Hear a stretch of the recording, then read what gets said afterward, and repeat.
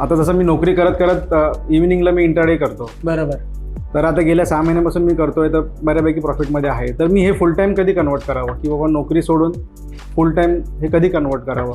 तर याचं एक सिंपल साधा गोष्ट आहे की नोकरी सोडून काम करण्यापेक्षा नोकरी बरोबर पण तुम्ही हे काम करू शकता. म्हणजे काय आहे की नोकरी म्हणजे काय, एक स्टेबल इन्कम आहे तुमची फॅमिली चालण्यासाठी, किंवा तुमचा फॅमिलीचा जो काही खर्च आहे महिन्याचा तो तुम्हाला तिथून निघाला पाहिजे. एक टेन्शन फ्री असतं की एखाद्या व्यक्तीला जेव्हा फॅमिली सगळ्यात इम्पॉर्टंट असते आपल्याला आजच्या काळामध्ये, जर फॅमिली जगली तर आपण जगू शकतो. हे सगळं धोरण सगळीकडे अवेलेबल आहे. जी लोक नोकरदार वर्ग आहे किंवा जी लोक फर्स्ट सेकंड थर्ड शिफ्ट करतात, जी लोक काम करतात, तर त्याच्यामध्ये मला एक सांगायचं आहे की तुमचं फर्स्ट शिफ्ट टायमिंग असेल तर तुम्ही 4 नंतरही ट्रेडिंग करू शकता. तुमची सेकंड शिफ्ट असेल तर तुम्ही सकाळचंही ट्रेडिंग करू शकता. आणि तुमची थर्ड शिफ्ट असेल तर तुम्हाला दिवसभर मिळते. म्हणजे तुम्ही 6 तास झोपल्याच्या नंतर जर बघितलं तर 4-5 तास संध्याकाळचे जे आहेत तर त्याच्यामध्ये तुम्ही काम करू शकता.